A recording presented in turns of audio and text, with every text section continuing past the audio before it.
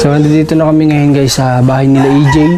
At ito po yung munti nilang tahanan. Yan, nakita nyo sa video kanina yung nakuna ni Rans nung pag-scouting natin dito sa kanila. So ito, napundar ng kanya siguro mga magulang kahit paano, na may half body naman pero yung kadugtong niya ay mga kawayan. Tapos hindi ko lang alam kung ilang kwarto meron tong bahay nila na pinagtutulugan nila AJ. Oh, ito si AJ, nagkuha siya ng may lalatag sa maupuan namin kasi mainit. Okay po tayo, AJ. Hindi ka? Napakabait na bata. Okay. So AJ, dito sa bahay ninyo, matanong ko, ilang kwarto meron yan? Ano po? Dalawa lang po. Dalawa? Opo. Para sa magulang mo tapos sa inyo? Opo. Okay, yung tinutukoy mong panganay mong kapatid, nasaan siya? Ano po? Nagtatrabaho po siya ngayon sa Macdo. Dito rin sa, ano? San Juan po. San Juan? Opo. Okay, uwian siya dito? Opo. Okay, uwian pa pala, ano? Okay, paano nung nag-graduate ka? May nakuha kang award o ano, something? Meron po. Mga certificate po. Mga certificate? Ano, kagaya ng ano? Ano po? Yung good conduct po. Wow, good conduct, may nakuha. Dito po yun. Sige nga, patingin nga. So, to see is to believe, di ba? Mas maganda makita natin. Parang kawig mo si Buboy, ano? Parang kawig mo, guys, parang kawig niya si Buboy. Ewan ko kung napansin niyo sa ano natin, sa video natin. Pero in person, kawig niya si Buboy, guys. Yung tinutulungan ni Commander. Welcome to Garis TV channel. So nandito na naman tayo para silipin naman natin ang estimated salary ni Marcos TV channel. So ito mga lods ay isa ding charity vlogger. Kaya supportan din natin ang kanyang channel kagaya ng pag-support natin siyempre sa lahat ng mga charity vlogger. Pero siyempre mga lods, huwag nyo rin kalimutan na isama na sa pag-support ang aking channel. So mga lods, kung bago pa kayo sa aking channel, pakiclick naman ng subscribe natin and then siyempre pakipost na rin ang notification bell para lagi kayong updated sa ating video. So mga lods, yung nakita nyong video ni Marcos TV, yan ay isa lang sa mga kababayan natin na kanyang tinutulungan bilang isang charity vlogger. So mga lods, kung gusto nyo na mas marami pa siyang matulungan, supportahan natin ang kanyang channel, like, share, and then don't skip the ads dahil big help talaga yan mga lods para gumanda pa ang kita ni Marcos TV. So mas marami siyang matulungan ng mga kababayan natin mga lods pag maganda ang kanyang kita. So ano pa ba ang hinihintay natin mga lods? Let's go!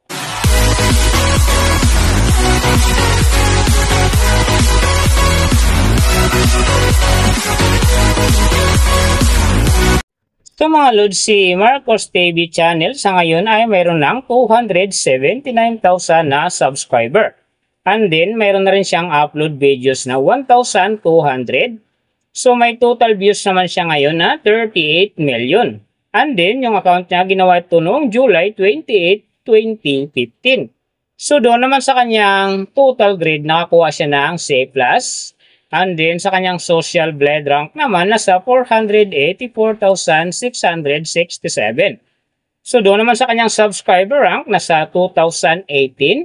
And then, sa kanyang views rank naman, nasa 450,149.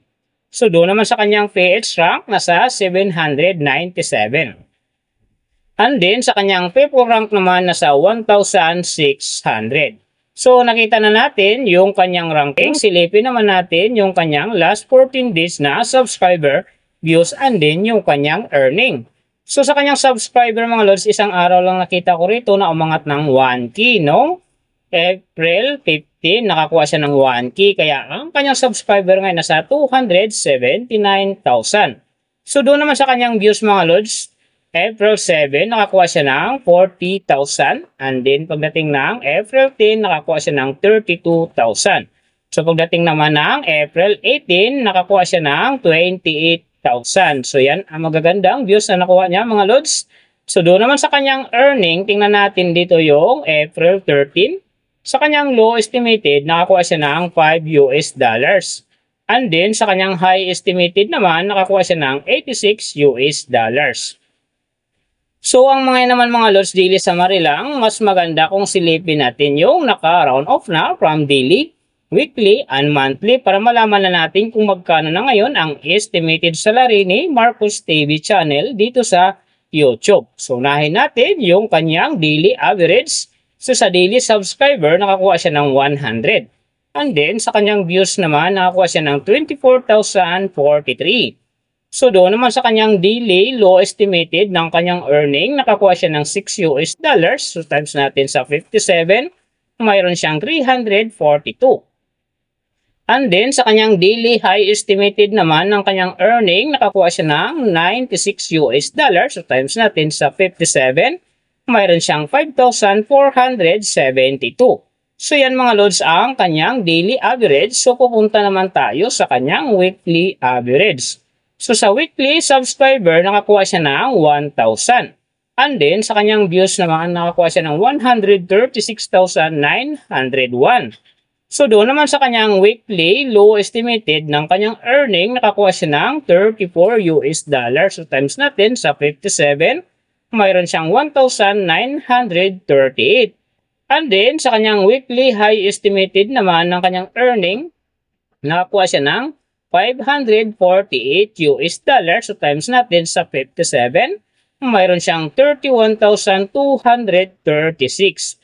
So, yan naman mga lods ang kanyang weekly average. So, pupunta naman tayo sa kanyang monthly average. So, sa monthly subscriber, nakakuha siya ng 3,000. And then, sa kanyang views naman, nakakuha siya ng 721,290. So, doon naman sa kanyang monthly low estimated ng kanyang earning, nakakuha siya ng 180 US dollars. So, times natin sa 57, mayroon siyang 10,260. And then, sa kanyang monthly high estimated naman ng kanyang earning, nakakuha siya ng 2,900 US dollars. So, times natin sa 57, mayroon siyang 165,300. So, yan naman mga lods ang kanyang monthly average. And then, yung nababanggit ko rito or nakikita nyo is pawang estimated lamang yan. Nakabis lang tayo sa Social Blade website. Isang public website yan na kahit sino pwedeng mag-open para malaman kung magkano na ang estimated salary ng ating mga iniidolong YouTuber, vlogger, or influencer. And then mga lods, like kong sinasabi na laging natutupad dyan, yung low estimated kasi nga hindi talaga natin kayang i-demand sa ating mga viewers na huwag mag-skip ng ads. Pero pwede pa rin naman yan maging times 2, times 3, or maging times 4 pa yan kapag ang isang vlogger nakapagpa-viral ng kanyang video. Pero syempre mga lods, kung supporter ka ni Marcos TV channel, huwag ka nang mag-skip ng ads. Dahil big help yan sa kanyang channel, and then syempre sa mga kababayan natin na kanyang tinutulungan dahil siya ay isang charity vlogger. Pero syempre mga lods, huwag nyo rin kalimutan na huwag na rin i-skip ang aking ads dahil big help yan sa aking channel, and then syempre sa aking mga personal na hadikain. Sa mga lods, kung nagustuhan nyo ang video na to, pakiclick naman ang subscribe natin, and then syempre pakipost na rin ang notification bell para lagi kayong updated sa ating video. So, big thank you sa lahat ng mga sumusuporta sa aking channel. Sa magsusupport pa lang, ingat kayo palagi and God bless. At sana gabayan kayo palagi ng Panginoon sa ginagawa nyo araw-araw. And then, syempre, magtagumpay din kayo sa inyong mga pangarap. So, hanggang dito na lang. See you on my next video.